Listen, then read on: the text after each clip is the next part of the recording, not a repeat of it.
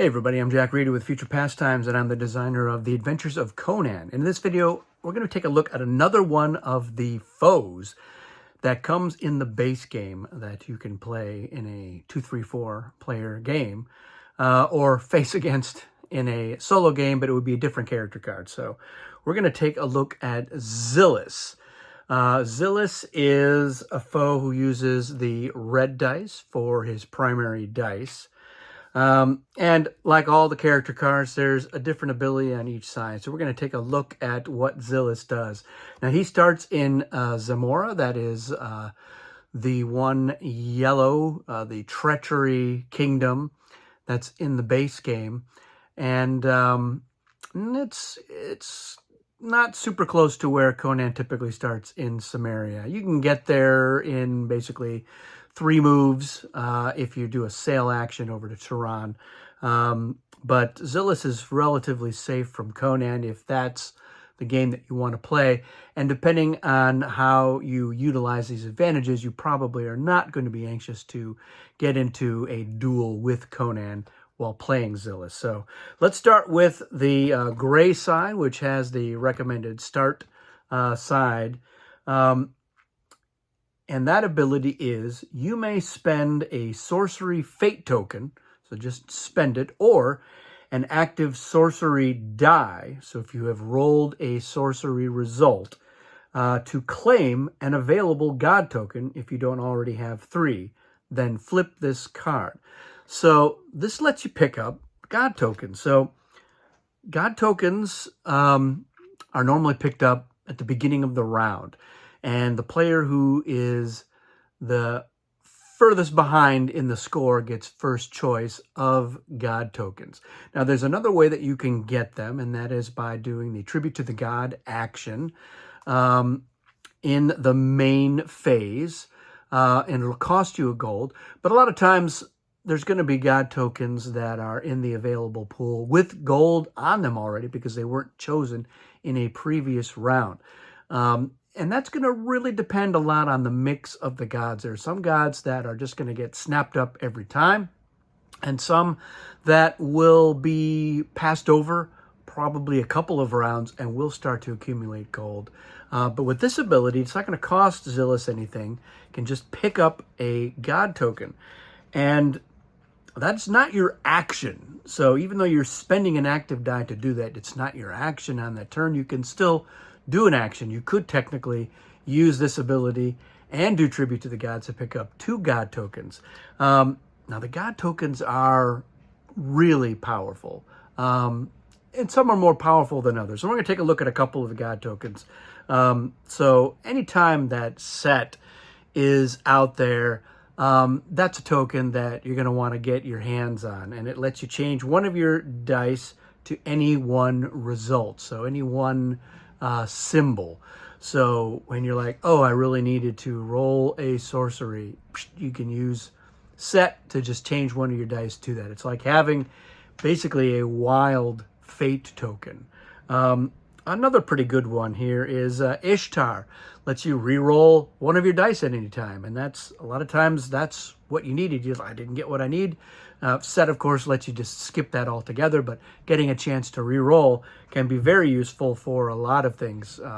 For the plot rolls, for a duel or a fight, encounters, adventures. Anytime you need to roll the dice, being able to re-roll one of them is very handy.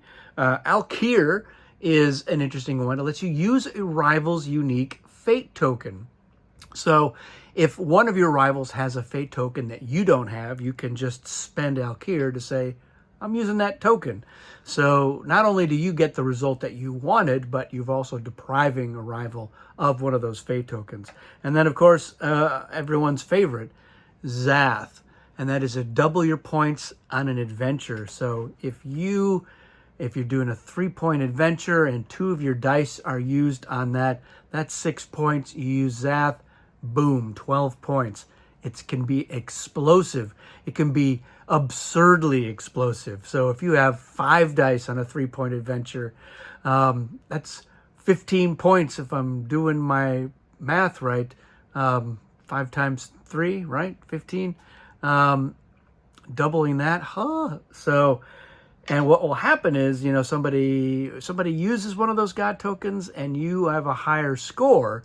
You're not going to be able to get your hands on that God token at the start of the next round. If you don't have the gold, you won't be able to do tribute to the gods to get it either. But Tzilus has the ability to pick that up. Now, it is a pretty powerful effect, or certainly can be, which is one of the reasons why it automatically flips to the red side. And the red effect does not flip back. So you're either going to have to, of course, if you're in Zamora, you can just use that kingdom ability to flip back right there. Or maybe one of the tokens you picked up is Ibis, which lets you flip your character card over. So let's take a look at the red side, which is also a pretty interesting effect. And this is one of the reasons why I like Tzilus a lot when I'm playing as the foe. As your action in the main phase, so in this case, using this ability is your action, but you may place a character result on the encounter track. Now, it will not count as an automatic success. So what does that mean? Well, as you may know, the encounter track has 4 spaces that have one, or in most cases, 2 symbols. And you can put, so let's say that one of the symbols is the scry symbol, and you've rolled a scry. You can, as your action, you can put that die on that space. Now, it takes a number of dice equal to the number of players to unlock encounters that round. So if it's just a 2-player game, it's only going to take 2 dice on there. But one of the restrictions that players normally have is you can't put a character result. It doesn't count as a wild. It's not deployable to the encounter track. But if you have rolled your character symbol as Tzilus, this lets you then place that on there. And you're just going to be unlocking encounters more easily. You've got fewer restrictions. In fact, any of your dice can basically start to be used. As certain results get covered up with dice, you're going to have to use other results in most cases to keep unlocking them. But this gives you the flexibility to say, when you've rolled a character result, there's a couple of things you can do with it. You can use it you can deploy it to most of the other symbols. So that is nice. It's almost like a wild. And for me as the foe, I like to use character results to move up on the plot track. But the farther down that track you go, the more characters it takes to actually move a space. That's going to be tied to the chapter number. So if you're moving to chapter 3, you're going to take 3 characters. So when I get to the point where I haven't rolled enough characters to do that, I'm looking for more ways to use those characters. And it's very flexible, as I said, for deploying it to a lot of different things. But I like to unlock those encounters. And because I think that's one of your best bets as the foe, unlock those encounters. It gives you a chance to potentially wound Conan or have him suffer some other negative consequences if he can't complete that encounter on his own. And if he can't, then you're setting yourself up for the opportunity to do it, because any progress that Conan makes on that encounter is going to carry over and make it easier for you to complete the encounter. And that's the really insidious part about it. Now, you won't have any automatic successes, but that means that you can also take those dice right off the encounter track and then roll them. So it increases your chances of completing an encounter that Conan is not able to do. So it does mean that you're going to want to track, where's Conan going? Is he going to end up in a kingdom at the end of the main phase that matches one or more of those encounters? Do you need to do some sorcery actions to cycle the encounters and get something out there that's going to be tougher for Conan to beat, or at least is going to be in a kingdom where Conan is ultimately going to be located? And at the beginning of the round, it's hard. It may be hard to say. It may be pretty obvious where Conan is going to go, or where the ally, if they're involved, are going to move Conan to. Sometimes you can throw some challenge tokens down to force Conan to one kingdom or another.